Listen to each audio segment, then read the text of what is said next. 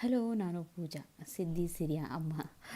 ಹೇಳ್ಬೇಕಂದ್ರೆ ನಾನು working mother. Weekend ಬಂದುಬಿಡ್ತಂದರೆ ಹಾಗೆ ಅದೆಲ್ಲ ಏನಂತಾರೆ ವರ್ಕೌಟ್ ಸ್ಟಾರ್ಟ್ ಆಗಿಬಿಡುತ್ತೆ. ಮನೆ ಕ್ಲೀನ್ ಇಡೋದು, ಗ್ರಾಸರಿ ರೀಸ್ಟಾಕ್ ಮಾಡೋದು, ಅಥವಾ ವೀಕ್ ಡೇಸಲ್ಲಿ ಏನಾದ್ರು ಪ್ಲ್ಯಾನ್ಸ್ ಇದ್ದರೆ ಅದನ್ನೆಲ್ಲ ವೀಕೆಂಡಲ್ಲೇ ಎಲ್ಲ ತಂದು ಎಲ್ಲ ಮಾಡಿಬಿಡ್ತೀನಿ. ಯೂಶ್ವಲಿ ಏನಿರುತ್ತೆ, ಲಾಸ್ಟ್ 2 ಮಂತಿಂದ ವಾಲ್ ಒರೆಸಿದ್ದಿಲ್ಲ, ಅದಕ್ಕೆ ಡಿಸೈಡ್ ಮಾಡಿದೆ ಇಲ್ಲ ವಾಲ್ ಒರೆಸ್ಕೊಂಡ್ಬಿಡ್ತೀನಿ. ಮತ್ತು ಏನಾಗುತ್ತೆ ನೆಕ್ಸ್ಟ್ ವೀಕ್ ಅಂದರೆ ಏನೋ ಮತ್ತು ಬೇರೆ ಪ್ಲ್ಯಾನ್ ಇರುತ್ತೆ, ಆಗಲ್ಲ ಅಂತ. ಅದಕ್ಕೆ ಅಕ್ಕ 10 ಗಂಟೆಗೆಲ್ಲ ಬಂದುಬಿಡ್ತಾರೆ. ಅವರಿಗೆ ಸಿದ್ದಿ ಸಿರಿನ ಅವರೇ ಸ್ನಾನ ಮಾಡಿಸ್ತಾರೆ ಬಂದ ತಕ್ಷಣವೇ. ಮಾಡಿಸಿ ಬಟ್ಟೆ ಗಿಟ್ಟೆ ಹಾಕಿ ಸಿದ್ದಿ ಸ್ಕೂಲಿಗೆ ಹೋಗ್ತಿದ್ರೆ ಅವಳಿಗೆ ಬಟ್ಟೆನೂ ಹಾಕಿ ರೆಡಿ ಮಾಡಿಬಿಡ್ತಾರೆ. ಯೂಶ್ವಲಿ ಇವತ್ತು ಸ್ಯಾಟರ್ಡೆ, ಸೊ ಅವಳಿಗೆ ಸ್ಕೂಲಿಲ್ಲ. ಅವಳಂದ್ರೆ ಇವತ್ತು ಕಾಡ್ತಾಳಂತ ಗೊತ್ತು ಡೆಫಿನೆಟ್ಲಿ. ಸಿರಿ ಯೂಶ್ವಲಿ ಲಾಸ್ಟ್ 2 ಡೇಸ್ಲಿಂದ ಯಾಕೋ ಇಂಡೈಜೆಷನ್ ಆಗಿ ಅಳ್ತಿದ್ಲು. ಅವಳಿಗೂ ಅದಕ್ಕೆ ಅವಳ ಅಕ್ಕ ಹತ್ರನೇ ಇದ್ದಾಳೆ, ಇಲ್ಲಾಂದರೆ ಯೂಶ್ವಲಿ ಅವ್ರು ನಂಗೆ ಬಂದು ಹೆಲ್ಪ್ ಮಾಡ್ತಿದ್ರು. ಆಗಲಿ ಇರಲಿ ಅಂತ ನಾನೇ ಸ್ಟಾರ್ಟ್ ಮಾಡಿಬಿಟ್ಟೆ ಎಲ್ಲ ಕ್ಲೀನಿಂಗ್ ಮಾಡೋದು.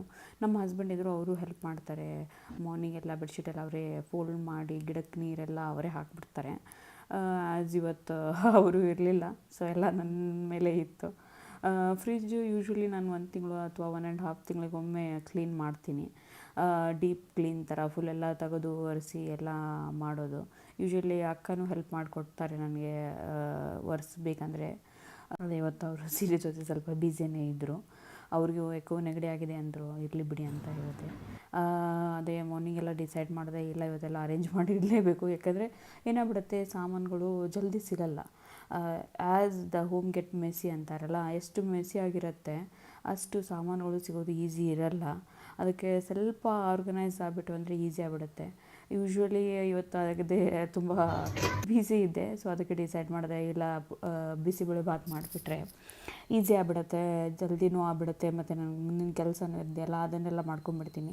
ಆಲ್ಮೋಸ್ಟ್ ಎಲ್ಲ ರೂಮ್ ಒರೆಸ್ಕೊಂಡು, ಹಾಲ್ ಒರೆಸ್ಕೊಂಡು, ಡೈನಿಂಗ್ ಟೇಬಲ್ ಎಲ್ಲ ಒರೆಸ್ಕೊಂಡ್ಬಿಟ್ಟಿದ್ದೆ. ಸಿರಿದು ಒಂದು ರೂಮ್ ಉಳಿದಿತ್ತು, ಅವಳು ಮಲಗಿದ್ಲಲ್ಲ, ಸೊ ಅಲ್ಲಿ ಹೋದರೆ ಸುಮ್ಮನೆ ಅವಳು ಡಿಸ್ಟರ್ಬ್ ಆಗಿಬಿಡ್ತಾಳೆ ಅಂತ ಎದ್ಮೇಲೆ ಅದೇ ಹೋಗಿ ಎಲ್ಲ ಕ್ಲೀನ್ ಮಾಡ್ತಿದ್ದೆ. ಇವತ್ತು ಅಕ್ಕಗೆ ಬಿದ್ದಿತ್ತು, ಇವಳನ್ನ ಉಣಿಸೋದು. ಅವಳು ಯೂಶ್ವಲಿ ಕಾಡ್ತಾಳೆ. ಸ್ವಲ್ಪ ಪ್ರೀತಿ ತೋರಿಸಿದ್ರೆ ಹೌದು ಅವಳು ಕೇಳ್ತಾಳೆ ಮಾತಾ. ಅಕ್ಕ ಅವಳಿಗೆ ಉಣಿಸ್ತಿದ್ರು. ಅದೇ ಟೈಮಲ್ಲಿ ನಂದು ಸಿದ್ದಿ ಸಿರಿ ರೂಮ್ನು ಒರೆಸ್ಕೊಂಡ್ಬಿಟ್ಟೆ. ಅಷ್ಟರಲ್ಲಿ ಅವಳು ಸಿದ್ದಿದು ಊಟ ಆಗಿಬಿಟ್ಟಿತ್ತು. ಆಯ್ತಂತ ಹೇಳಿ ಸ್ನಾನಕ್ಕೆ ಹೋದೆವು. ಸ್ನಾನ ಮಾಡಿ ಬಂದು ಯಾಕೋ actually I am oily skin. Since last 2-3 months Bengaluru ವೆದರ್ಲಿಂದ ಯಾಕೋ ಡ್ರೈ ಆಗಿಬಿಟ್ಟಿದೆ. ಅದಕ್ಕೆ ಸ್ಕಿನ್ ರೂಟೀನ್ ಸ್ಟಾರ್ಟ್ ಮಾಡ್ತೀನಿ ಹಚ್ಕೊಳೋದು. ಹಾಗೆ ಬಂದು ಪೂಜೆ ಮಾಡಿ, ಇವಳಿಗೆ ನನ್ನ ಪೂಜೆಯಲ್ಲಿ ಬಂದು ಕಾಡದೇ ಇದ್ದರೆ ಇವಳಿಗೆ ದಿನಾನೇ ಇಲ್ಲ.